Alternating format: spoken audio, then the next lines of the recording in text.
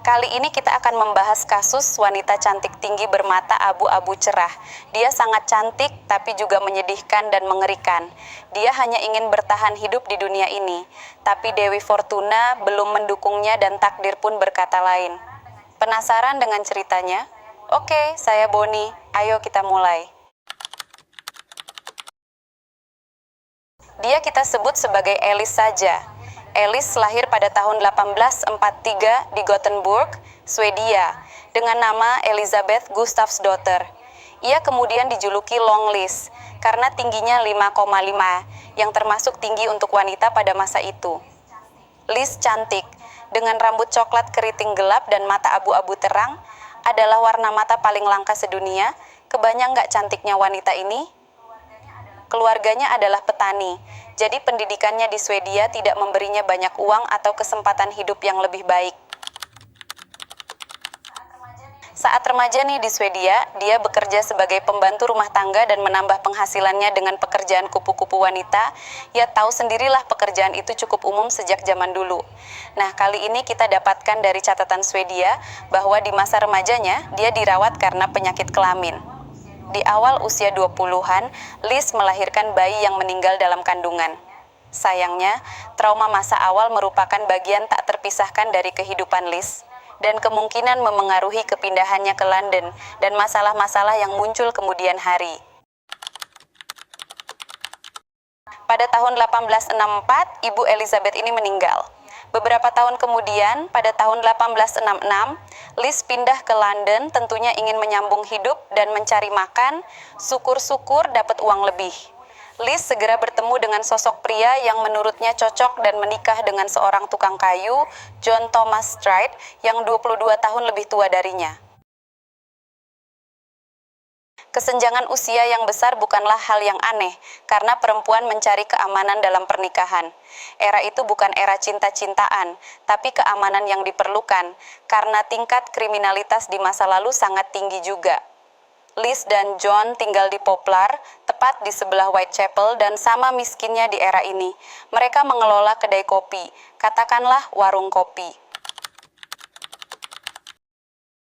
Pada tahun 1874 sampai 75-an, pernikahan mereka mulai runtuh dan mereka menjual kedai kopinya dan mengucapkan selamat tinggal pada penghasilan tetap. Disinilah Lis memulai jalannya menuju jurang tragis bersejarah. Dia terjerumus ke dalam kemiskinan setelah kehilangan rasa aman dari suaminya. Lis hidup di jalanan tak tentu arah dan tak bisa juga pulang dan tak diketahui pula kabarnya. Namun catatan berikutnya yang kita dapat nih, tentang Elizabeth Stride atau Lis ini, ternyata dia tinggal bersama seorang buruh dermaga bernama Michael Kidney. Michael seorang yang kasar dan peminum berat, sebagaimana dibuktikan oleh catatan polisi. Beda dengan suami Lis yang awal, Michael tak dapat memberikan rasa aman untuk Lis. Pada suatu hari, Lis dan Michael sempat akan putus. Dia akan pindah ke sebuah rumah penginapan di Jalan Flower dan Dean, perkampungan kumuh terkenal lainnya.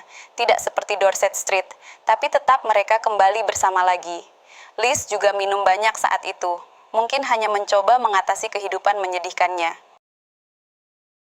Pada satu titik, Lis menuduh Michael melakukan penyerangan, tapi kemudian membatalkan tuduhan tersebut. Ya, Michael sempat diduga pernah mencoba menggemboknya di dalam rumah agar dia tidak bisa melarikan diri. Nah, di sini sebagai apa Lis ini? Kok sampai digembok supaya tidak kabur? Tapi ternyata kehidupan sekeras ini banyak dialami wanita lainnya. Selama masa ini, Lis beberapa kali diadili atas tuduhan perilaku minum terlalu banyak dan tidak tertib, serta penggunaan bahasa tidak sopan. Lis sudah merasa hampir tak berguna hidupnya, kesal dan tak bisa berbuat apa-apa. Di sini sepertinya Lis berada pada titik terendah dalam hidupnya. Kalau saja dia diberi sumber daya dan kesempatan, alih-alih ancaman penjara dan tuntutan hukum, hidupnya bisa jauh lebih baik. Tapi sayangnya kesempatan itu tidak ada, apalagi sumber daya. Ya, Lis sudah tak memiliki uang sama sekali. Kepindahannya ke Whitechapel dan turun ke kemiskinan yang lebih dalam lagi. Lis kembali ke pekerjaan malamnya. Menjelang akhir September, Michael Kidney dan Elizabeth Stride bertengkar hebat. Liz pergi untuk kembali menginap di rumah penginapan di Flower dan Dean Street. Pada malam tanggal 29 September 1888, dia merapikan dirinya, mengenakan rok dan jaket hitam dengan mawar merah di kerahnya, dengan topi krep hitam yang serasi. Menurut teman-temannya, dia tampak bertekad dan bersemangat. Liz tampil keluar rumah dengan penampilan yang jauh berbeda dari sebelumnya. Sebelumnya Liz sering terlihat lusuh, pucat, dan menyedihkan banget. Dan malam ini, Liz sangat energik penuh gairah mencoba bangkit dari keterpurukan ekonomi. Dia sudah selesai dengan Michael Kidney dan akan berhasil sendiri. Tapi Liz tidak berhasil melewati malam itu. Liz pergi dari rumah penginapan ke pub Queen's Head pada malam tanggal 29 September. Dia pernah ditangkap di pub ini sebelumnya dan dikenal suka minum terlalu banyak dan membuat keributan. Dia ada di sana pukul 6.30 malam, pas isyak berarti kalau waktu Indonesia, dan menurut semua laporan dia minum banyak. Artinya, dia mungkin kehabisan uang dan perlu menambah penghasilannya dengan bekerja malam itu. Tidak ada catatan kapan dia meninggalkan pub, tapi ketika Liz meninggalkannya, dia berjalan ke selatan. Sekitar pukul 11 malam, Liz terlihat bersama calon klien di Berners Street, sekarang disebut Henrique Street. Pria itu digambarkan sebagai pria pendek dengan kumis hitam, mengenakan jas pagi dan topi bowler. Tentu sangat mudah sebenarnya bagi Liz ini mendapatkan klien. Dia tinggi, cantik, dan bermata abu-abu cerah. Liz dan pria misterius ini sedang bermesraan dan melanjutkan perjalanan di Dutfields Yard, yang merupakan cabang kecil Berners Street yang berpagar. Antara pukul 12:30 malam, berarti saat itu sudah memasuki dini hari tanggal 30 September. Seorang pekerja dermaga mengamati Liz bersama seorang pria berjas hitam panjang, tepat di luar Dutfields Yard. Sulit untuk memastikan apakah ini pria yang sama yang dideskripsikan sebelumnya, tetapi apa yang didengar itulah yang penting. Pekerja dermaga mendengar Liz berkata, "Tidak malam ini, lain kali saja." Wait, apakah Liz menolak pria misterius itu dan pria itu menjadi kasar? Atau apakah dia orang yang berbeda dari pelaku yang mengambil nyawa Liz ini? 15 menit kemudian, seorang pengurus klub bernama Louis Diemschwitz berhenti di luar klub dengan kereta kudanya. Dan kudanya menghindar dari bungkusan gelap di tanah dan tidak mau melangkah lebih jauh. Ketika Louis keluar dari keretanya dan dia melihat seorang wanita di tanah tampak tidur atau kebanyakan minum. Tapi kok agak aneh. Akhirnya Louis sedikit mengecek apa yang terjadi pada wanita itu. Ya, itu penemuan jasad Elizabeth Stride atau Liz di halaman Dutfield oleh Louis. Tepat di luar Dutfields Yard terdapat klub pendidikan pekerja laki-laki di Berners Street, sebuah klub sosial Yahudi. Banyak perantau dari Yaman di sini mencoba mengadu nasib. Banyak pria datang dan pergi sepanjang malam, dan tak seorang pun di antara mereka berkata mereka melihat sesuatu yang aneh dan mencurigakan, seakan-akan semuanya baik-baik saja seperti malam-malam sebelumnya.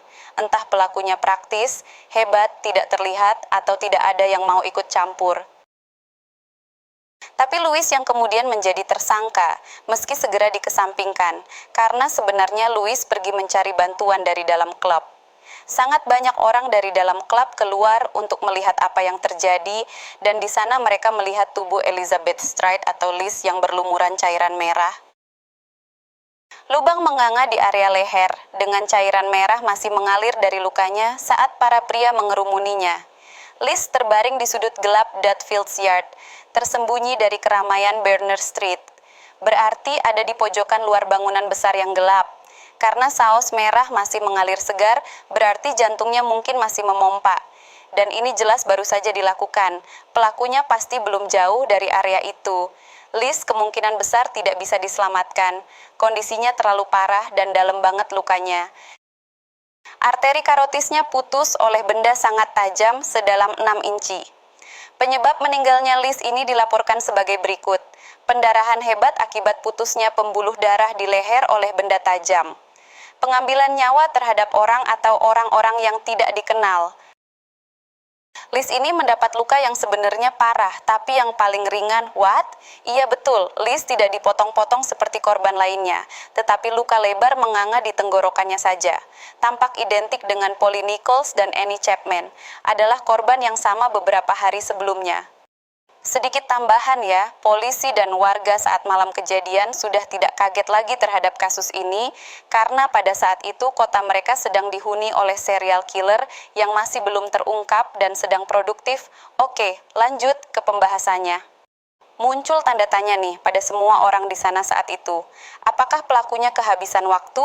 Apakah pendekatan Louis menyebabkan pelakunya kabur? Karena Liz masih utuh. Hal ini membuat detektif yakin pelakunya kemungkinan terganggu oleh kedatangan Louis. Jika Louis muncul beberapa detik lebih awal, mungkin Liz masih bisa diselamatkan. Karena si pelaku tampaknya tidak puas. Malam itu dia mencatat dalam sejarah sebagai peristiwa ganda. Beberapa jam kemudian, mayat lain ditemukan. Polisi tidak punya waktu untuk disia-siakan. Polisi terus ditekan untuk mengungkap pelakunya dengan segera.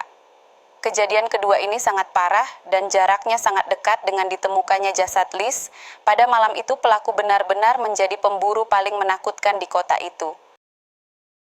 Pertanyaannya, mengapa banyak kejadian tapi masih ada saja calon korban yang mau masuk dalam dekapan pelaku? Oke, mungkin calon korban tidak tahu jika itu pelakunya, tapi sederet kasus mengerikan apakah tidak membuat calon korban waspada? Entahlah, pekerjaan kupu-kupu seperti itu sebenarnya adalah pekerjaan yang sangat beresiko tinggi. Tapi resikonya kurang terlihat di awal, walau korbannya sudah sangat banyak. Untuk kasus serupa yang ditemukan beberapa jam setelah Liz ini akan dirangkum di video selanjutnya secara lebih detail, tentunya tayang 1 hari setelah video ini tayang. Oke, lanjut ke pemakaman Liz.